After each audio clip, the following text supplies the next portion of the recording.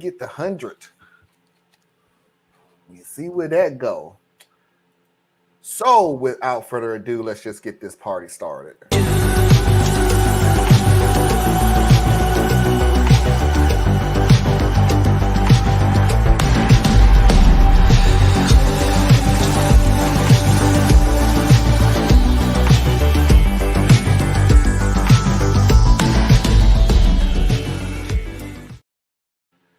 So I'm not particularly sure if I want to play these videos back to back. I'm going to test the waters with the panel to see if they want to say something after the first one. If they don't, I'm just going to go ahead to the second one. So as everything else, we're talking about the history of the Hurricane of Katrina. So like everything else, we'll start from the beginning. On August 23rd, 2005, a tropical depression formed over the Bahamas, and before long, it transformed into a hurricane named Katrina, with a growing strength and ferocity that began to really worry people. Government leaders across the Gulf states began telling people that they needed to evacuate, and they needed to do it quickly. On August 28th, many people had done so, but for a range of reasons, because of a lack of transportation, cost, illness, mobility, and personal choice, at least 100,000 people did not evacuate and were left stranded. As the storm hit, the weather was rough, but there was hope that, at least in New Orleans, the worst of it had been avoided. But then, the levees around the city and elsewhere across the Gulf region began to fail, and massive flooding began. Over 50 levees and flood walls were breached, and there was more than $100 billion in damage. And this is part of what left so many people frustrated about what happened during Katrina, that the flooding came not simply from the storm, but from the failure of human engineering, a failure that had fatal consequences for thousands and impacted the lives of millions. A June 2007 report by the American Society of Civil Engineers indicated that 2/3 of the flooding was caused by the multiple failures of the city's flood walls. Okay. So the reason I was saying, do anybody have anything to say? Because the second one goes into a question that I had for the longest time. So if anybody don't have anything to say, let's go ahead and move on into the second video, which is a question that I've had, and then I became, just like everybody else back in that time was like, oh, okay, it happened. Okay, it's old news. Let's move on. But at the time, I was questioning, like, well, what the heck is a levee? On a basic level, levees are supposed to hold back water so it doesn't flood communities. Levees can be built with materials like soil, sand, or rocks, or with concrete, blocks of wood, plastic, or metal. They can also help pump water away from communities.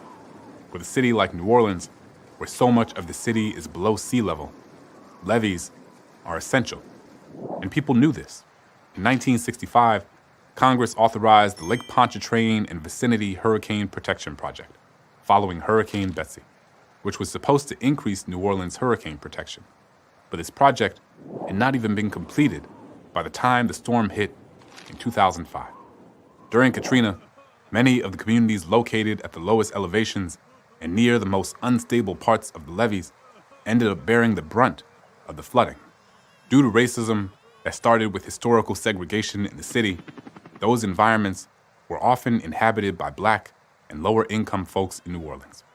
Housing segregation, racial and restrictive covenants, other types of laws that encourage housing segregation, and other measures had been designed to keep Black Americans from moving into safer, higher elevation areas. And even though many of those measures were illegal by the time Hurricane Katrina happened, the effects still persisted. Thanks, Thought Bubble. So, the people who most needed to evacuate, because they lived in the most vulnerable areas to flooding, were often unable to do so.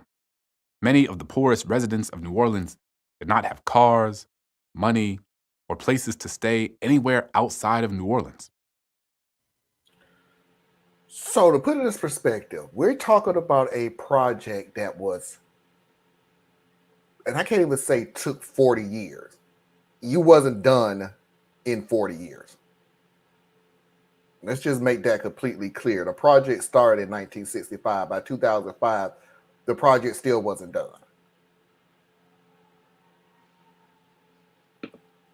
To pretty much put it in perspective, they was in no hurry to get this taken care of.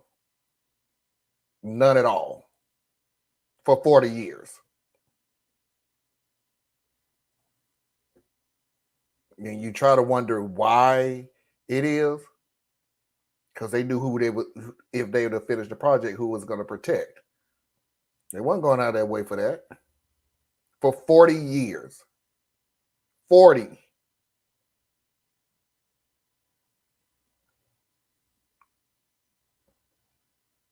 That means if somebody was born in 1965, by the time Hurricane Katrina hit, they was 40 years old.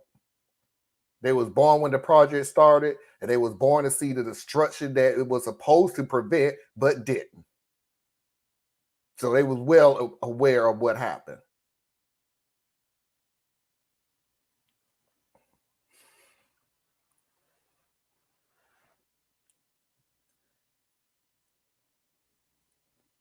It's safe to say that if this was an entirely different neighborhood, this project would have took 40 years to complete.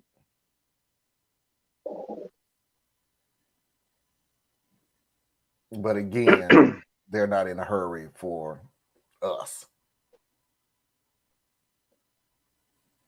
Go ahead, Theo. Well, I would just say everything you said. Yeah, sure, absolutely. Was actually to me a little bit worse than that. What we're looking at is something that's basically called benign neglect, right? So it was intentional to not allow poor and people of color to live in certain areas.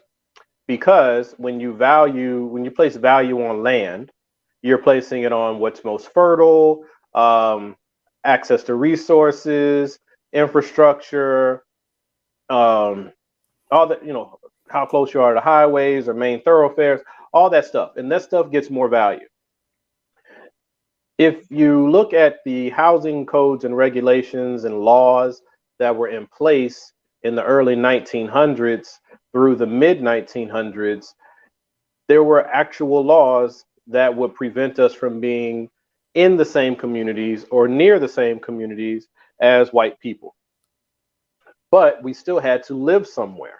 So where do you then steer or flat out tell people to go? You tell them to go to the less valuable land. Well, what's going to be less valuable? It's going to be the land that's below sea level, because it's a coastal area. So if there is a major storm, that is the area that will flood because it's a bowl.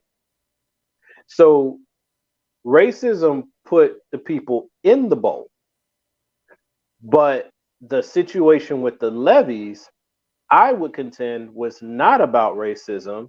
That part I would say would be not benign neglect, meaning that not my problem, I don't care. And that's the next level of apathy. See, if someone hates you, they are at least thinking about you. They hate you enough to say you have to live over there. When they don't even care about you, you're already over there and they could care less what happens to you. They're not doing anything against you or anything for you. You don't make enough money to pay good taxes because we've made the infrastructure in such a way that you can't get the jobs. You're not getting the education to qualify to get the jobs, and you don't live in the communities to get access to the transportation. So then, right, it all builds on each other, and you're sitting in the bowl. The levees, well, what does America do anyway? But especially the South, very, very, very slow to invest in infrastructure. America is a reactionary place because everything has to have a profit motive. So there was a storm back then. They started the Levee project because of that storm. didn't have another storm. So now you start buying your time. And when you do have storms, this weak infrastructure was enough, right, to keep it from being terrible. So once again, no energy behind doing anything.